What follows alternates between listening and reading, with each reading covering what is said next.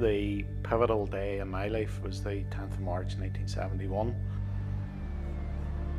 I think, coming out of the Troubles around 1969, there was almost a relaxed atmosphere in Belfast. There was a bit of a lull, I suppose, after 1969. Obviously, the British Army were in Belfast and across Northern Ireland.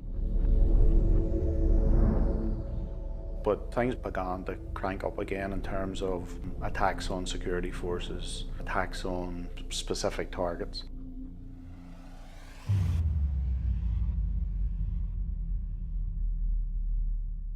On this particular day, these three Scottish soldiers, two of them were brothers, John and Joseph McCaig, 17 and 18-year-old, and the other guy was Dougald McCaughey, who was 23, were off duty. They left their barracks at Girdwood at about 12:30 in the afternoon.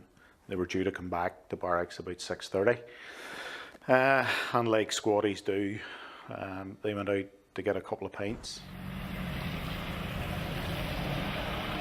They were drinking in a number of bars in the city centre.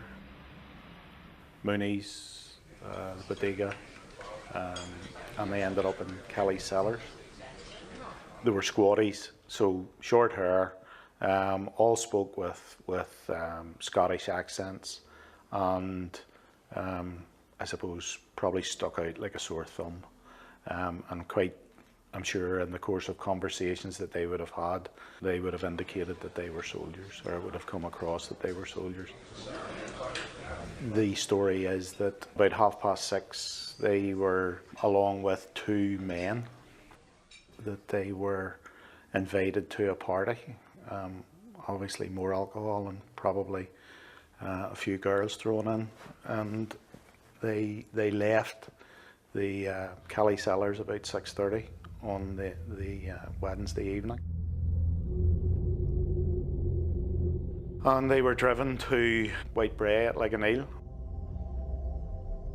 They got out of the vehicle that they were in and they were shot.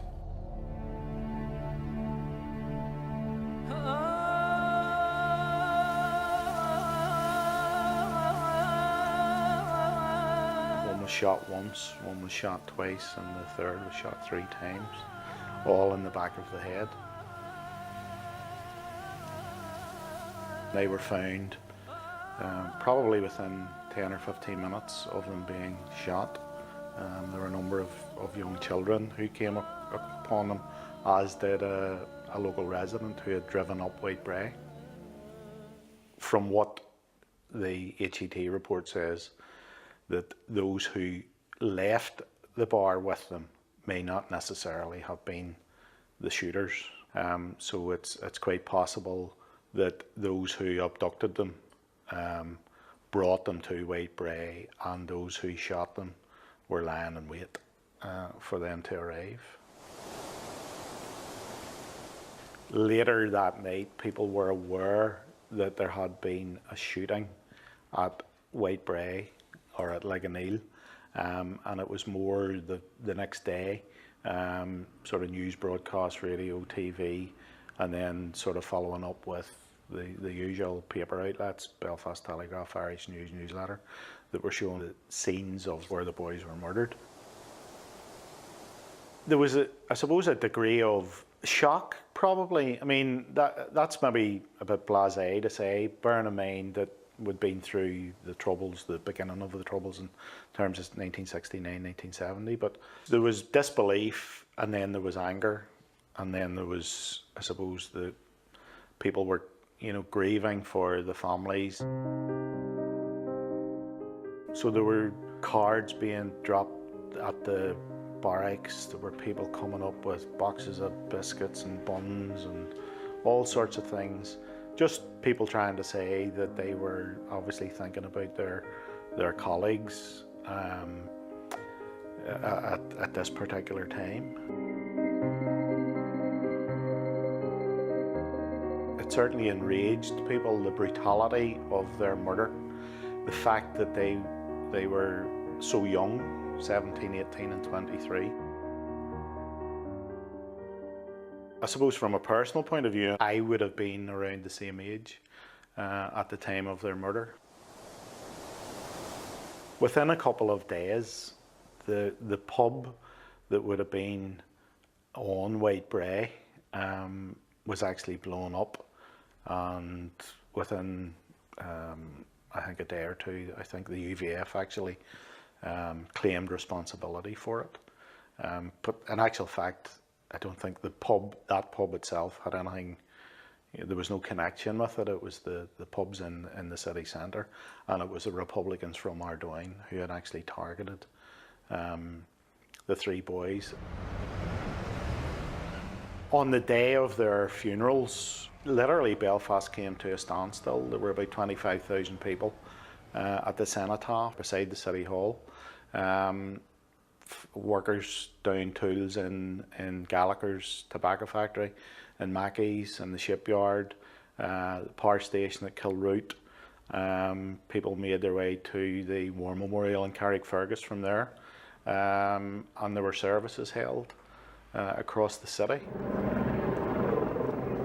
Post their murder, it changed military legislation. The military stopped sending anyone under the age of 18 to any conflict zone, irrespective of whether it was Northern Ireland or halfway across the world. They changed their legislation. But I suppose politically, there were significant changes afoot, so to speak.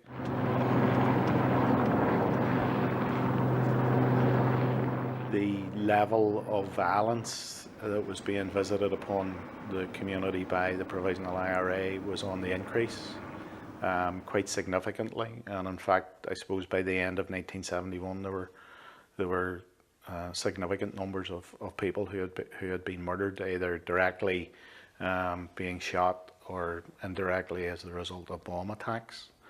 And in actual fact, halfway through the year, in August of 1971, the government introduced internment on the 9th of August. That changed the climate, certainly for a lot of us.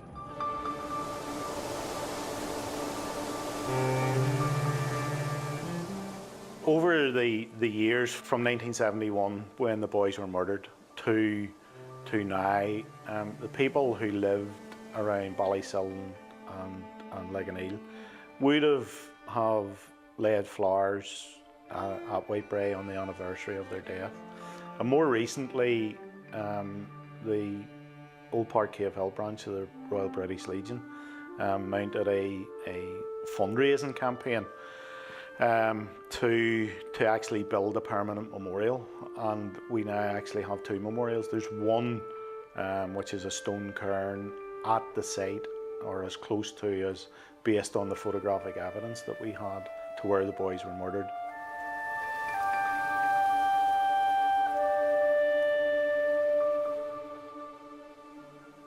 And then a more substantial memorial in Ballysillen Park. Both of these were unveiled in 2009. And the families of John and Joe and Dougald were in attendance at those events. So they've never been forgotten.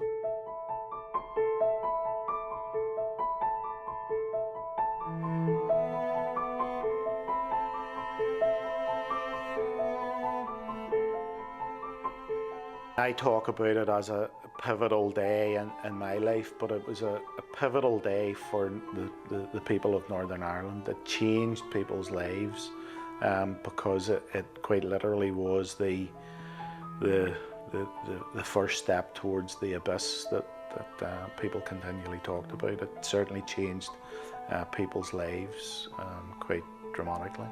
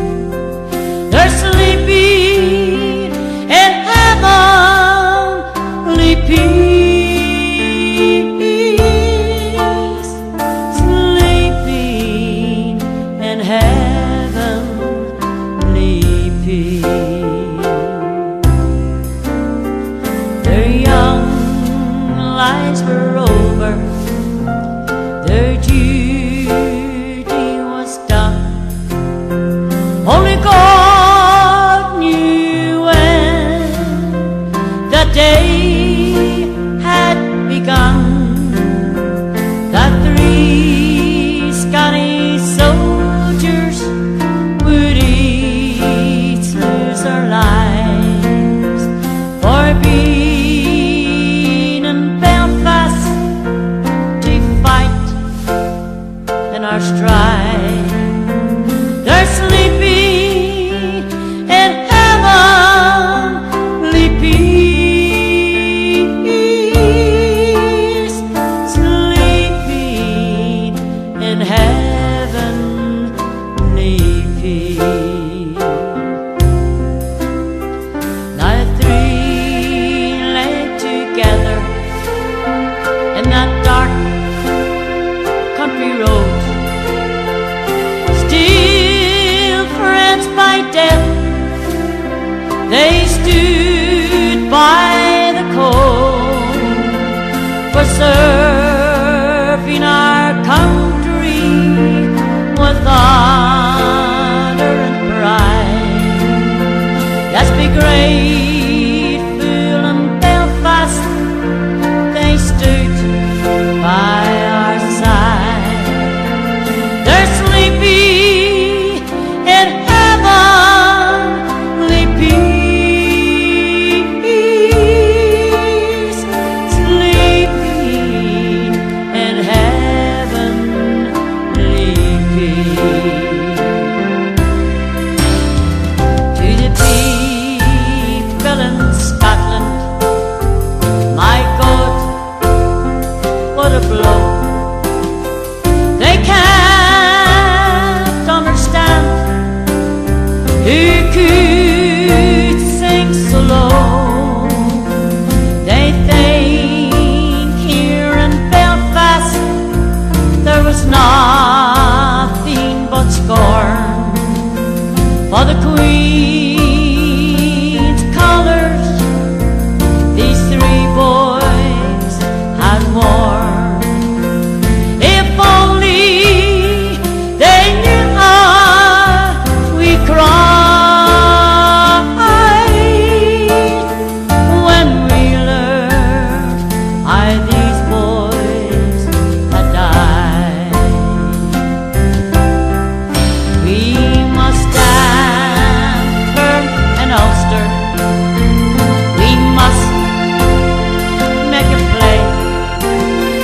The three Scottish soldiers have not died in vain. We must show the whole